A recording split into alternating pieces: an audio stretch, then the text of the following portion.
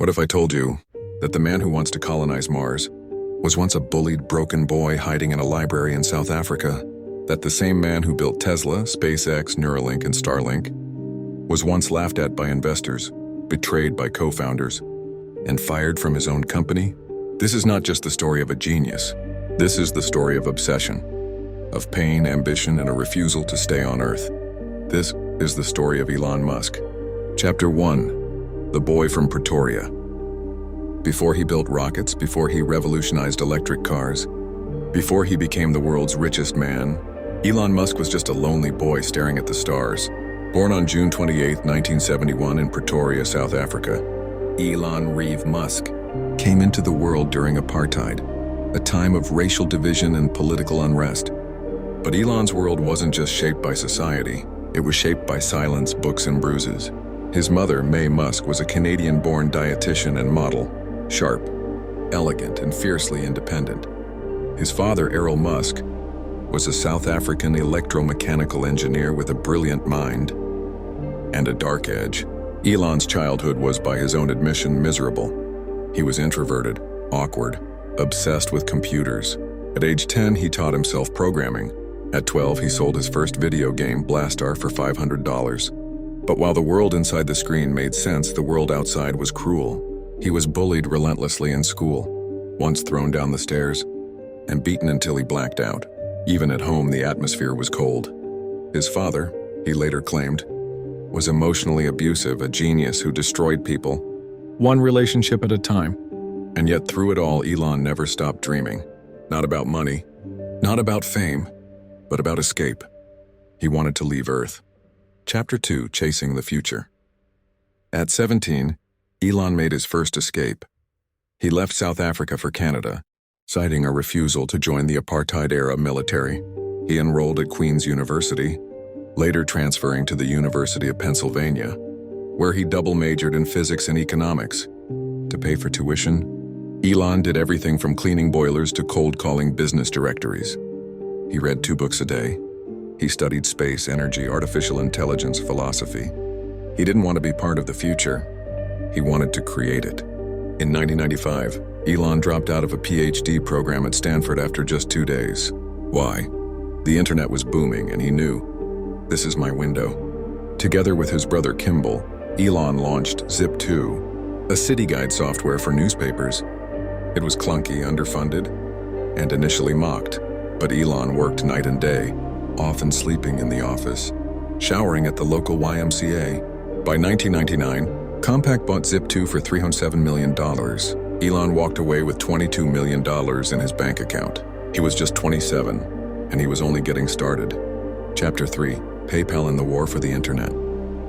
With $22 million in his pocket from the sale of Zip2, Elon Musk could have bought a mansion, a yacht, or disappeared into a life of luxury.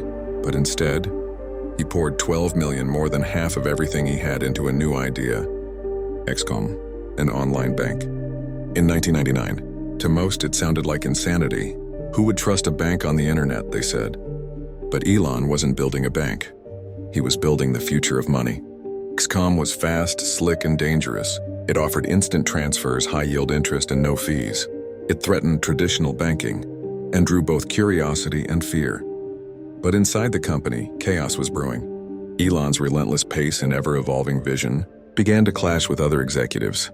And then came the merger with a company called Confinity, co-founded by a little-known coder named Peter Thiel. Together, they formed what would become PayPal.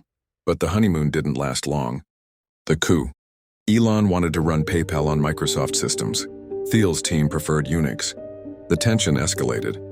And while Elon was on a flight to Australia for his honeymoon, in 2000, the board voted to fire him as CEO. By the time he landed, he was no longer in charge. They tried to take everything from him, but Elon didn't explode. He didn't walk away. He stayed. He held on to his stock. And in 2002, eBay bought PayPal for $1.5 billion. Elon Musk walked away with $180 million. Most people would retire. Elon Musk didn't even pause. He had just survived his first war in Silicon Valley. Now he was ready for the real one. He was going to build a rocket. Chapter 4, The Rocket Man. Most people use $180 million to relax. Elon Musk used it to go bankrupt. After PayPal, he had a new obsession: space. Not just satellites or tourism. He wanted to make humans a multi-planetary species. His vision? Colonize Mars. But NASA wasn't interested in someone like Musk. So in 2002, he founded Space Exploration Technologies, or SpaceX, in a cheap warehouse in Hawthorne, California. He recruited a ragtag team of engineers, many of whom thought it was a joke. Who is this internet guy trying to build rockets? But Elon wasn't joking. He studied aerospace textbooks, grilled rocket scientists, and expected everyone to work 100-hour weeks.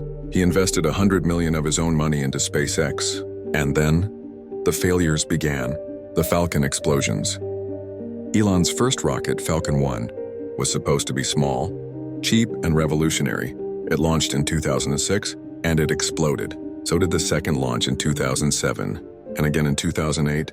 3 launches, 3 failures, millions lost, investors nervous, engineers exhausted. They had money for one final shot, one more failure, and SpaceX was done. And then, on September 28, 2008, the 4th launch lifted off. It succeeded. The Falcon 1 reached orbit. SpaceX became the first private company to send a liquid-fueled rocket into space.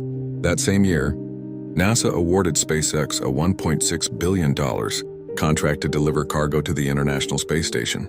SpaceX was saved with seconds to spare, burning the candle from both ends. But here's the twist. While SpaceX was crashing and burning, so was Elon's other company, Tesla. Yes, he was running 2 startups at once, both losing money, both mocked by experts, both on the edge of collapse. Elon had already burned through his fortune. By 2008, he was borrowing money to pay rent. In an interview, he was asked what it felt like to risk everything. He simply said, "I'd rather be optimistic and wrong than pessimistic and right." Chapter 5, Tesla, the car they said. Chapter 6, Mars or Bust, the SpaceX revolution. By the 2010s, SpaceX was no longer a gamble, it was a revolution. The company had already done the impossible: launch, orbit, and recover rockets at a fraction of NASA's cost. But Elon Musk wasn't satisfied. He didn't want to just deliver cargo to space. He wanted to change the entire space economy, and then use it to reach Mars. Reusability, the game changer. In 2015, SpaceX did what had never been done. They launched a rocket into space and landed it back on Earth upright. Imagine throwing a pencil across a football field and having it land perfectly on its eraser. That's what SpaceX did. It was called the Falcon 9, and it marked the beginning of reusable rockets. The cost of space travel dropped dramatically. Other space companies, Blue Origin, ULA, even NASA, were suddenly behind. Elon had made space cool again. The Falcon Heavy and the Tesla in space. In 2018, Elon launched the Falcon Heavy, the most powerful rocket since the Saturn V. And for its maiden voyage, what did he use as a test payload? A Tesla Roadster, blasting David Bowie's Life on Mars, with a mannequin astronaut named Starman behind the wheel. It was insane. It was brilliant. It was Elon Musk. The Roadster is still floating in space today, a monument to human audacity. Starship, the Mars rocket. But none of this was the end goal. It was just the beginning. Elon's true obsession was called Starship, a towering, stainless steel spacecraft that looked like it came from a 1950s sci-fi novel. It would be fully reusable. It would carry 100 people, and it would go to Mars. Critics called it absurd, but test after test, explosion after explosion, Starship kept getting better. And every time a prototype exploded, Elon tweeted, "Mars, here we come." The bigger picture. By now, SpaceX wasn't just about Mars. It had launched Starlink, a constellation of thousands of satellites delivering global internet. It was flying NASA astronauts to the International Space Station. It was making America's space program dependent on a private company. Elon Musk, once dismissed as a reckless outsider, was now the most important figure in space exploration since Wernher von Braun. Chapter 7, Fame, Scandal, and the Price. Chapter 8, Legacy. Will Elon save us or destroy us? Elon Musk has built rockets, cars, robots, solar energy systems, brain chips, underground tunnels, and now even holds the keys to one of the most powerful social platforms on Earth. But the question that haunts the world is no longer what Elon will do. It's, What will the world look like because of him? The savior narrative. To his believers, Elon Musk is a modern-day Da Vinci, a once-in-a-generation innovator, and perhaps the only person alive who's actually doing something about the survival of humanity. He's accelerating the death of fossil fuels with Tesla. He's preparing a backup for Earth with SpaceX and Mars colonization. He's democratizing the internet with Starlink. He's fighting AI doom with Neuralink and XAI. He doesn't wait for governments. He doesn't ask for permission. He builds. And in building, he reshapes the trajectory of civilization, the danger narrative. But to his critics, Elon Musk is a dangerous egomaniac, a man with too much power, too few filters, and zero accountability. They argue that he plays with markets through impulsive tweets, endangers democracy by platforming hate speech on Twitter X, exploits workers expecting superhuman commitment, spreads misinformation, particularly on COVID, vaccines, and politics. Some see him not as the savior of the future, but the man most likely to accidentally break it. A man of extremes. What makes Elon Musk hard to define is that both stories are true. He is a genius. He is reckless. He is saving the world. He is breaking things along the way. He doesn't fit in a clean box. Because history doesn't remember people who fit in boxes. It remembers the ones who blew them up. The final frontier. Today, Elon is focused more than ever on his grandest mission, to make humanity a multiplanetary species. He believes Earth is fragile. He believes something will go wrong, whether it's war, AI, or nature itself. And he's betting his life on making sure we survive it. He once said, "I want to die on Mars, just not on impact." And when he does leave this world, whether by death or by launchpad, his legacy will already be written in the stars. The final line.